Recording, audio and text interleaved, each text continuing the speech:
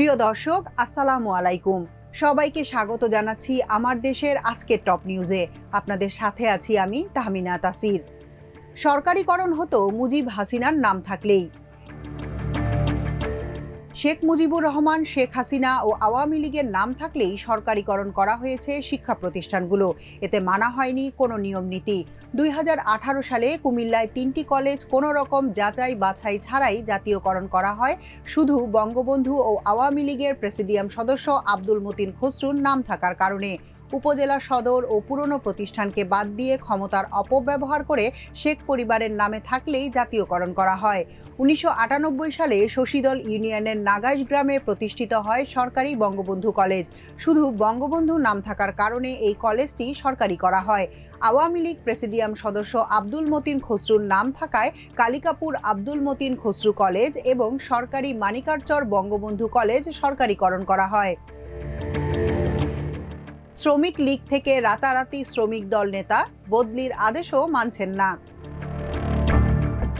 বিগত আওয়ামী লীগ সরকারের আমলে আওয়ামী শ্রমিক লীগের হয়ে নির্বাচন করেছিলেন আলমগীর ও মোখলেস। শেখ হাসিনা সরকারের পতনের পর রাতারাতি শ্রমিক দলের কেন্দ্রীয় নেতাদের সরাসরি মদদে তারা হয়ে ওঠেন শ্রমিক দলের নেতা। সিবিএ নির্বাচনে লড়েন শ্রমিক দলের হয়েই। বিএনপির শীর্ষ নেতাদের কাছে চিঠি দিয়েও কোনো সুরাহা হয়নি, উল্টো শ্রমিক দলের নেতারাই বেকায়দায়। সেখানেও জাদুর কাঠি বলে নির্বাচিত হন তারা। তবে এই দুই নেতার দাবি তারা আওয়ামী লীগের ষড়যন্ত্রের শিকার। নওফেলের নির্দেশে বাতিল হয় প্রথম পিডির নিয়োগ। বিশ্ববিদ্যালয় মঞ্জুরি কমিশন ইউজিসির higher education acceleration and transformation HEAT প্রকল্পে যথাযথ প্রক্রিয়ায় প্রকল্প পরিচালক পিডি হিসেবে নিয়োগ পেয়েছিলেন শেরেবাংলা কৃষি বিশ্ববিদ্যালয়ের প্রফেসর আবুল হাসনাত মোহাম্মদ সুলাইমান।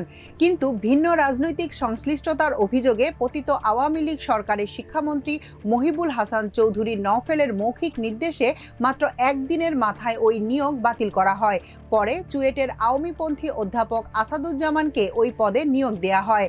5 আগস্ট পরবর্তী পরিস্থিতিতে নিয়োগ ফিরে পেতে শিক্ষা মন্ত্রণালয়ে আবেদন করেন প্রফেসর হাসনাত।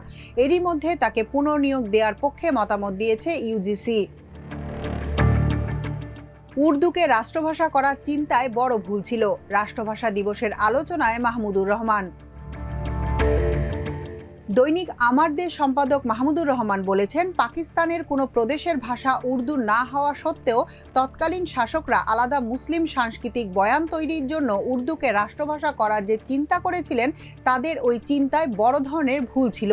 11 মার্চ রাষ্ট্রভাষা দিবস, 15 মার্চ 1948 ভাষা আন্দোলনের প্রথম বিজয় দিবস এবং ভাষা আন্দোলনের অন্যতম স্থপতি তমদুন মজলিস ও বাংলা কলেজের প্রতিষ্ঠাতা প্রিন্সিপাল আবুল কাশেমের মৃত্যুবার্ষিকী উপলক্ষে আয়োজিত আলোচনা সভা ও ইফতার মাহফিলে প্রধান অতিথির বক্তব্যে তিনি এসব কথা বলেন। দখল আত্মসাতে বিপুল সম্পদের মালিক এনামুর।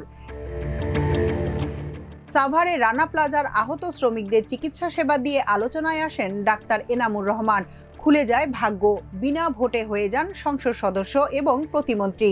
2013 সালের 24 এপ্রিল রানা প্লাজা ধসের পর হতাহত শ্রমিকদের অনুদানের টাকা মেরে দিয়েছেন বলে অভিযোগ রয়েছে তার বিরুদ্ধে।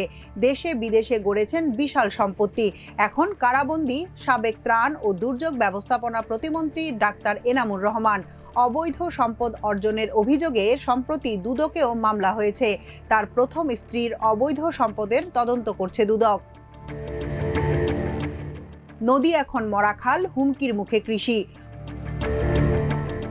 পঞ্চগড়ের উপর দিয়ে প্রবাহিত নদ নদীগুলোতে পানি প্রবাহ বন্ধ হয়ে পড়ায় নেমে পড়েছে ভূগর্ভস্থ পানির স্তর। ভারত আইন অমান্য করে নদীগুলোর উৎসমুখে বাঁধ, স্লুইস গেট, জলধার, ফিডার ক্যানেল ও রেগুলেটর নির্মাণ করেছে। নদীগুলো মরা খালে পরিণত হয়েছে, নেমে গেছে ভূগর্ভস্থ পানি। সেচ বাধাগ্রস্ত হচ্ছে, কৃষি অর্থনীতি পড়েছে চরম হুমকিতে। মাছ সহ জীববৈচিত্র্যের উপর বিরূপ প্রভাব পড়ছে। আন্তর্জাতিক খবর, বিশ্বব্যাপী মুসলিম বিদ্বেষী গোঁড়ামি বন্ধের আহ্বান জাতিসংঘ মহাসচিবের। সারা বিশ্বে উদ্বেগজনক হারে বেড়েছে মুসলিম বিদ্বেষী গোঁড়ামি। এ নিয়ে উদ্বেগ প্রকাশ করেছেন জাতিসংঘ মহাসচিব অ্যান্তোনিও গুতেরেজ।